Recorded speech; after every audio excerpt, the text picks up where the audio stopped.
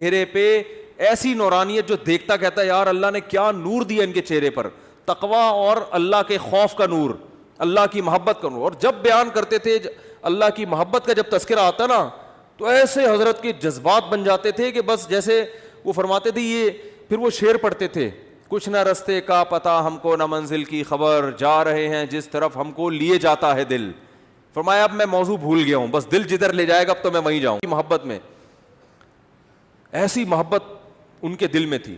لیکن دریا کے تیراک تھے, دریا کے ایسی تیراکی جانتے تھے کہ دریا میں مخالف سمت میں جو موجیں آ رہی ہیں نا, تیز رفتار دریا, اس میں سوئمنگ کرتے تھے. بہت مشکل ہے بات سمجھانا. اب ان کو کوئی سوئمنگ کرتے ہوئے دیکھ لیتا, وہ کہتا ہے یہ کیسے بزرگ ہیں یار. بزرگ, اٹ از کالڈ بزرگ. بزرگ کا یہ مطلب ہی نہیں ہے کہ چلاؤ تو چل نہیں سکے, 6 مرید دھکا دے کے چلا رہے ہیں اس کو.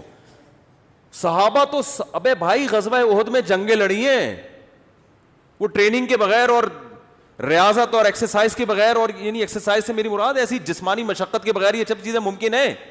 کھوپڑیاں اڑائی ہیں. خالد ابن ولید بزرگ تھے یا نہیں تھے؟ ایک دن میں صبح سے لے کے شام تک لڑے ہیں اور 9 لوہے کی تلواریں ان کے ہاتھ میں ٹوٹی ہیں. کیا انداز ہوگا بھائی. ان لوگوں کو آج کوئی دیکھ رہے تو وہ کہے گا یار یہ تو بزرگ معاذ اللہ ہے ہی نہیں. بزرگ کا تصور کیا ہے. میں تو خالد ابن ولید کا جب سنتا ہوں کہ یار لوہے کی تلوار تو میرے بھائی توڑنا آسان, ویسے بھی کوئی ذمہ لگاؤ نا کہ یار یہ صبح سے لے کے شام تک یہ تلوار ہم ایک بھی نہیں توڑ سکتے, پتھر مار کے نہیں توڑ سکتے. اتنی تلوار چلائی ہے انہوں نے صبح سے لے کے شام تک. رومیوں سے مقابلہ تھا. رومی یہ انگریز انہی کی اولادوں میں ہے, ان سے مقابلہ تھا. اور ایک دن میں کتنی تلواریں ٹوٹی ہیں؟ 9 تلواریں. وہ تلوار آپ اٹھا نہیں سکتے. کیا اسٹیمنا تھا بھائی, کیا بہادری تھی. اور اب دیکھو کیا ہو گیا ہے مسلمانوں کا حال. جو جتنا نیک ہوگا نا اتنا بڑا مکھنچو. گھر میں جو سب سے نیک ہوگا, معذرت کے ساتھ آپ لوگوں کے علاوہ کی بات کر رہا ہوں, سب سے زیادہ بیکار آج کل رپورٹیں آتی ہیں. سب ایسے نہیں ہوتے, سب سے زیادہ یونیورسٹی میں دیکھ لو, جتنا نیک ہے پڑھائی میں اتنا پیچھے. جو لبرل لوگ ہیں, جو بے دین لوگ ہیں, ان کے نمبر اچھے آ رہے ہیں. یہ چونکہ نیک آدمی ہیں لہذا آگے بڑھتا ہی نہیں ہے یہ, کیونکہ اس نے ایک چیز سیکھی ہوئی ہے بھائی, نمبر تو اللہ کے حکم سے آئیں گے. اور اس کو پھر وظیفے بھی بتا دیتے ہیں لوگ کہ وہ فلاں وظیفہ پڑھ لو تو امتحان پاس ہو جائے. میں نے کئی لوگوں کو دیکھا ہے جنہوں نے وظیفوں کے چکر میں امتحان کا بیڑا ہی غرق کر دیا. جو ٹائم ان کو سبق یاد کرنے میں لگانا تھا وہ انہوں نے کہاں لگا دیا؟ وظیفے پڑھنے میں. ہمارے استاذ ایک بڑی قیمتی بات کرتے ہیں, موضوع چینج ہو رہا ہے بیان کا, لیکن خاندانی باتیں دماغ میں آتی ہیں اسی وقت. پارسل نہ ہو تو پھر بعد میں وہ پارسل کا مزہ نہیں آتا. برگر گرم گرم وہ پارسل کروا کے لیا, وہ کھا لو, اگلے دن کا وہ مزہ ہے اس کے کھانے میں ہے بھائی. تو وہ بڑی پیاری باتیں کرتے ہیں یار, بڑی خاندانی. انہوں نے ایک بڑی زبردست بات بتائی کہ دیکھو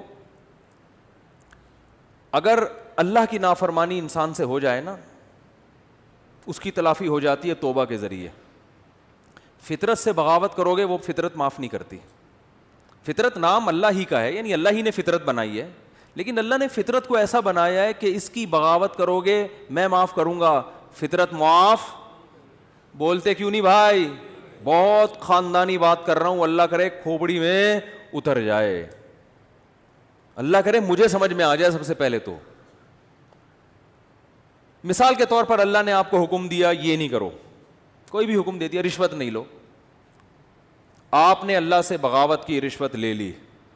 کسی مفتی عالم کے پاس جاؤ گے, بھائی مجھ سے گناہ ہو گیا میں کیا کروں, وہ اس کی تلافی کا طریقہ بتائے گا. یار جس سے لیے اس کو واپس کر دو, وہ نہیں مل رہا تو اس کی طرف سے صدقہ کر لو, خود غریب ہو تو خود رکھ لو, پھر توبہ کر لو آئندہ نہیں لوں گا. اللہ کی طرف سے گارنٹی ہے جو تم سے غلطی ہوئی تھی اللہ کیا کر دے گا؟ معاف. بشرطے کہ یہ نہ ہو کہ یہ نیت نہ ہو کہ چلو وہ والی تو لے لی تھی بہت اچھا ہو گیا, ٹھیک ہے نا بھائی, ندامت بھی ہو کہ میں نے غلط کیا, بد نظری ہو گئی, کچھ بھی ہو گیا, قتل بھی ہو گیا, اس کی بھی تلافی ہے اسلام میں. جان جان کر یہ سوچ کے قتل کرنا کہ میں توبہ کر لوں گا, یہ تو ٹھیک نہیں ہے. ایک مثال ہے, کسی سے ہو گیا بھی توبہ کا دروازہ کھلا ہے, اس کا بھی حل ہے. لیکن فطرت سے جب بغاوت کرتا ہے نا انسان, یہ دینداروں کی بات کر رہا ہوں, ایک بڑا معاشرے میں فالٹ آ گیا ہے, وہ فطرت سے بغاوت پہ اتر آتے ہیں.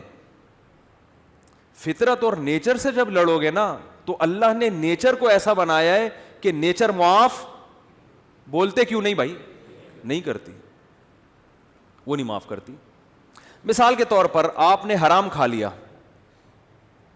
کیا کھا لیا آپ نے؟ چوری, کسی کے مرغی رکھی ہوئی تھی یا مرغی گھوم رہی تھی, چوری کر کے بسم اللہ اللہ اوپر پڑھ کے ذبح کیا, آپ نے کھا لی. حرام کھا لیا نا آپ نے. مرغی کھانا کیا ہے؟ حرام ہے نا. چوری کی مرغی ویسے تو حلال ہے, حرام کھا لیا, اس کی تلافی ہو جائے گی, ٹھیک ہے نا. اللہ نہ کرے خنزیر کھا لیا کسی نے, اس کی تلافی ہو جائے گی. بھائی توبہ استغفار کرو, اب کھا لیا تو آئندہ نہ کھاؤ, گڑ گڑاؤ, جتنا بڑا گناہ ہوگا اتنا زیادہ گڑ گڑاؤ. لیکن آپ نے زہر پی لیا. یہ جو زہر آپ نے پیا ہے نا, اور پیا بھی جان کے نہیں ہے, آپ سمجھے کہ اس بوتل میں زمزم رکھا ہوا ہے, حالانکہ کیا رکھا ہوا تھا؟ زہر. پہلا گناہ جان کر کیا, توبہ سے تلافی ہوگی.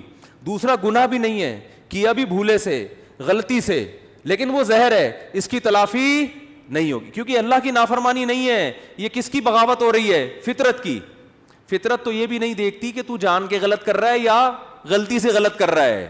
اب جب زہر آنتوں میں اترے گا, جتنی مرضی توبہ کر لو, اے اللہ آئندہ میں جب بھی بوتل کا ڈھکن کھولوں گا 100 دفعہ سونگوں گا, پہلے کسی کو ٹیسٹ کراؤں گا, اس کے بعد میں پیوں گا, اس دفعہ معاف کر دے, میری آنتیں نہ گلیں, اس دفعہ معاف کر دے, آئندہ نہیں کروں گا. لاکھوں میں کروڑوں میں کوئی ایک معجزہ ہو جائے تو ایک الگ بات ہے, لیکن اللہ کا قانون یہ ہے کہ بھائی معاف تو میں نے کر دیا, تو نے بے احتیاطی کی, لیکن جو زہر ہے نا وہ معاف نہیں کرے گا, وہ تیری آنتوں کو گلائے گا اور تو مرے گا. نہیں آ رہی میرا خیال ہے بات سمجھ میں؟ بہت مشکل ہے. دیندار آدمی پتہ ہے کیا کرتا ہے؟ جو فطرت نے اصول, قدرت اللہ نے اصول, فطرت بھی اللہ نے بنا, زہر میں اللہ نے خاصیت رکھی نا کہ آنتوں کو گلائے گا. آگ میں جلانے کی خاصیت کس نے رکھی ہے؟ اللہ نے. آپ کا پاؤں پھسل گیا, لوگ کہہ رہے ہیں یار یہاں احتیاط سے جاؤ, نیچے آگ جل رہی ہے, پاؤں پھسل سکتا ہے. آپ نے کہا بھائی میں بڑا فنٹر ہوں, کچھ نہیں ہوتا ہے یار, میں گیا اور پھسل کے آگ میں گر گئے. یہ گناہ کیا نا آپ نے کہ احتیاط. اب آگ میں جیسے ہی گرے آپ نے اللہ سے معافی مانگی, اللہ مجھے معاف کر دے, میں نے بے احتیاطی کی. بے احتیاطی بھی ایک جرم ہے, اللہ فوراً کیا کر دے گا؟ معاف, کہ بھائی میرا بندہ توبہ کر رہا ہے, معاف. اللہ مجھے معاف کر کے آگ سے نکال لے اب, کیونکہ میں غلطی سے گرا ہوں, تو معاف. اللہ کیا کہے گا؟ ونس اپون اے ٹائم, ایک دفعہ ایسا ہوا تھا, ابراہیم آگ میں گئے تھے, میں نے بچا لیا تھا. بس یہ ابراہیم کے ساتھ ایسا ہوا, اور ہو سکتا ہے 2-4 اور ایسے واقعات ہو گئے ہوں. قانون یہ ہے کہ آپ کا گناہ تو میں نے معاف کر دیا, مگر جس غلطی کی وجہ سے آپ آگ میں سلپ ہوئے ہو, آگ کو میں نے پرمیشن نہیں دی کہ وہ تجھے معاف کر دے. اس کا کام ہے جلانا, وہ جلا کے چھوڑے گی. بات آ رہی ہے سمجھ میں؟ آج ہمارے ہاں بہت سے مسلمان اللہ کی تو نافرمانی کر ہی رہے ہیں, لیکن ساتھ ساتھ فطرت سے بھی لڑ رہے ہیں. دیکھو انگریز کوشش کرتا ہے نیچر سے نہ لڑے. کیا مطلب؟ کامیابی کے جو دنیاوی اسباب ہے نا وہ اختیار کرتا ہے, وہ تبھی کامیابی جو دنیا کے لحاظ سے جس کو وہ کامیابی سمجھتے ہیں وہ کامیاب ہوتے چلے جا رہے ہیں. کیونکہ اللہ کا قانون ہے کہ بھئی کوئی کافر بھی اگر اسباب اختیار کرے گا نا, جس چیز کا جو سبب میں نے رکھا ہے. دیکھو اس کی ایک مثال دیتا ہوں, آپ بے احتیاطی کر رہے ہو, آپ بھی آگ میں گر گئے اور کافر بھی گر گیا بے احتیاطی سے, تو آگ یہ نہیں دیکھے گی کہ یہ چونکہ کلمہ پڑھنے والے, اس کو بچا لو, وہ کافر ہے اس کو کیا کر دو؟ جلا لو. یہ آگ یہ نہیں دیکھے گی. اسی طرح آپ مسلمان تھے, آپ نے بے احتیاطی کی اور کافر نے اس راستے کو اختیار نہیں کیا, تو اب آگ یہ نہیں دیکھے گی کہ وہ کافر ہے تو احتیاط کر رہا ہے پھر بھی جلاؤ اس کو. نہ نہ نہ نہ, بلکہ آگ اس تک نہیں پہنچے گی, آگ وہ بچ جائے گا. دنیا کی آگ کی بات کر رہا ہوں. تو دنیا میں اللہ تعالیٰ نے کامیابی اور ناکامی کو کس کے ساتھ جوڑ دیا ہے؟ اسباب کے ساتھ. جو جس چیز کا سبب ہے نا, وہاں تک پہنچنے کے لیے وہ سبب آپ کو اختیار کرنا پڑے گا. اس سبب کو اختیار کیے بغیر وظیفے, دعائیں اور آشیرواد لے لینا, کسی سے جا کے سر پہ ہاتھ پھیر دیں گے حضرت جی تو میری شادی ہو جائے گی, نہیں ہوگی شادی آپ کی. کیونکہ سب سے بڑا مسئلہ آج کل یہی بنا ہوا ہے نا, تو اس لیے مثال ذہن میں آ جاتی ہے. آج ایک صاحب آئے میرے اس پاس ملنے کے لیے, مفتی صاحب میں 40 سال کا ہو گیا, میری شادی نہیں ہو رہی. میں نے کہا کیوں نہیں ہو رہی؟ کہہ رہے ہیں یار میں پتہ نہیں میرا مائنڈ ہی اس کے لیے تیار نہیں ہوتا, تو میرے لیے دعا کر دیں کہ میری شادی ہو جائے. میں نے کہا تو کر ہی نہیں رہی, کر ہی نہیں رہا, تو میں یہ دعا کر دیتا ہوں آپ کا مائنڈ بن جائے. تو میں نے کہا بنانے کی کوشش کرو گے تو بنے گا نا. تو بہت بڑا مسئلہ ہمارے ساتھ یہ ہے کہ صحت کے معاملے میں بھی, پڑھائی کے معاملے میں بھی, اور بزنس کے معاملات میں بھی, دین کے معاملات میں بھی. دین میں بھی تو یہ ہے نا کہ جنت کے اسباب اختیار کرو گے تو کہاں جاؤ گے؟